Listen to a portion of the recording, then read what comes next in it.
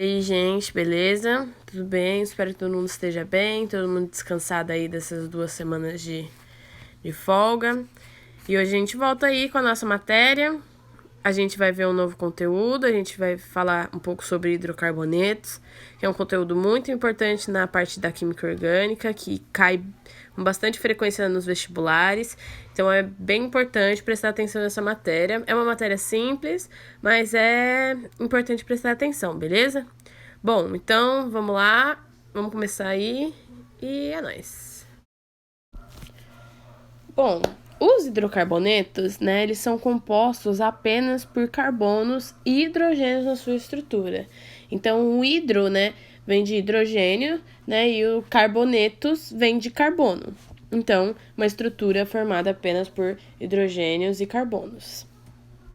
Na verdade, por carbonos e hidrogênios, né, porque os hidrogênios eles servem mais para completar, né, as ligações do nosso carboninho. Bom, a gente também tem que saber que os hidrocarbonetos eles são divididos em 6 grandes classes, né? Que são os alcanos, alcenos, alcinos, alcadienos, ciclos e aromáticos. E mais pra frente a gente vai falar um pouquinho sobre cada um deles, beleza? Então, antes da gente entrar mais nesses assuntos aí das classes, a gente tem que saber da onde que a gente consegue esses hidrocarbonetos, como que a gente obtém, né, eles. E bom, os hidrocarbonetos eles são derivados principalmente do petróleo, né? E é por ele que a gente faz um processo chamado de pirólise, ou então craqueamento térmico, que é onde acontece meio que uma destilação fracionada. Que existe uma coluna, né, de separação, e aí serão fixados todos os hidrocarbonetos de acordo com a densidade dele. Então, de acordo com o tanto de carbono que vai ter dentro da estrutura. Então, se você tem pouco carbono, você está num estado mais gasoso. Quando você aumenta o número de carbonos, você acaba passando para um outro estado, né, que seria o líquido.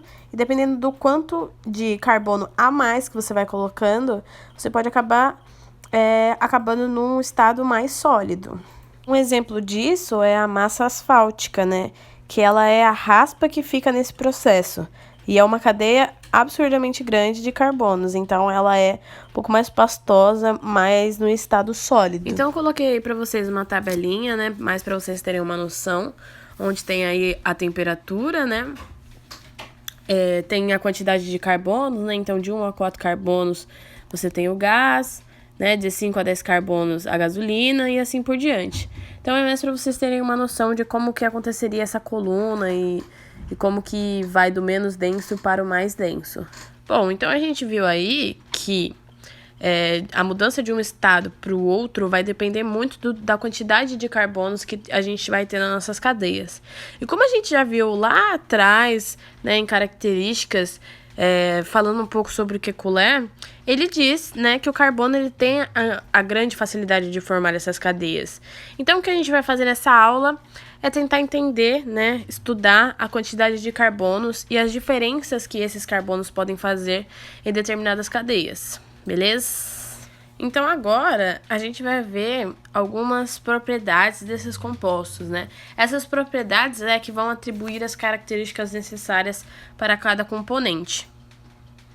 E a principal propriedade que a gente vê nos hidrocarbonetos é a polaridade, devido à formação de CX e HY.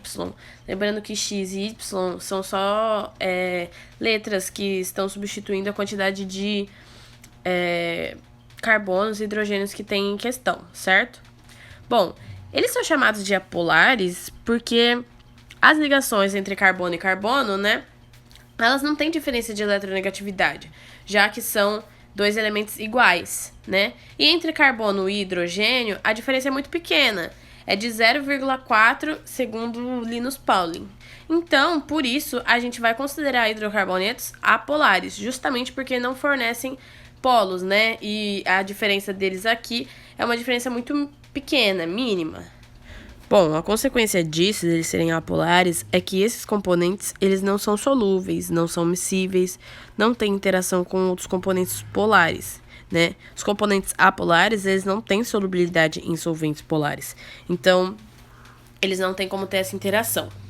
Bom, outra coisa que tem como uma propriedade é que eles são neutros, no sentido de ácido e base. Então, eles não têm um pH nem muito ácido e nem muito básico, né? Com exceção dos alcinos, que apresentam um caráter mais ácido, mas a gente vai ver isso um pouco mais pra frente, quando a gente falar mais das classes, certo? A gente também vê como propriedade eles serem altamente estáveis, né? E isso tá ligado diretamente com a polaridade, porque quanto mais apolar, mais instável vai ser o seu componente. Por conta das suas nuvens eletrônicas, né, que são mais bem distribuídas. A gente também agora chega num assunto que eu já falei algumas vezes em alguns vídeos aqui, mas nunca expliquei exatamente o que é, né? Que é a IUPAC. Então, eu vou falar rapidinho para vocês o que é a IUPAC, né? Que é a União Internacional de Química Pura e Aplicada, certo? Então, ela que desenvolveu, né, as regras de nomenclatura para dar nome a vários compostos orgânicos, né? Hoje a gente tem cerca de 70 milhões de cadeias orgânicas catalogadas, é muita cadeia. E se hoje a gente não tivesse, né, a IUPAC para dar essas nomenclaturas, pôr essas regrinhas, imagine o quão perdido todo mundo estaria, né? Bom, a IUPAC, na verdade, ela nasceu, se desenvolveu por conta disso mesmo, né? Então, a gente lembra lá naquelas aulas que a gente já viu, falando um pouquinho sobre Berzelius, quando ele propõe, né, a teoria da força vital, né? Que na época a gente tinha poucos compostos orgânicos por conta dessa crença, né? Que a gente acreditava que apenas seres vivos poderiam gerar compostos orgânicos. Só que aí quando chega o Wöhler, né, que a gente já falou dele também, mostrando a sua experiência, provando que é possível a gente sintetizar compostos orgânicos, né, e ele conseguiu a ureia, né, então, a partir disso, depois da descoberta e da queda da teoria da força vital, muitos compostos orgânicos eles foram descobertos.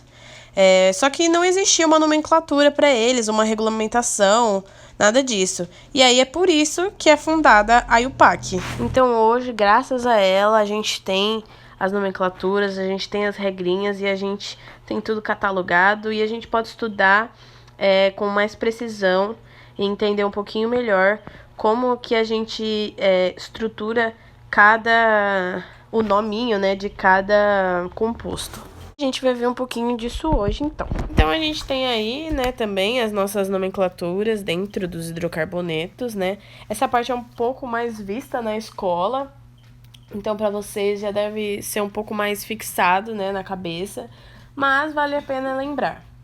Então, a gente tem aí para colocar o nominho dos nossos compostos, né? Primeiro, o prefixo, né, que seria a parte inicial do nosso nome.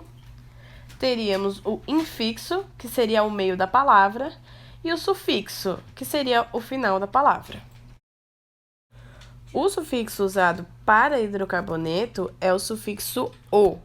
Exemplo, né? Todos terminam aqui em "o". Então, a gente tem alcano, alceno, alcino, alcadieno, ciclo e aromáticos, né? A gente tem também metano, butano, propano. Então, todos os hidrocarbonetos alifáticos terminam em "o".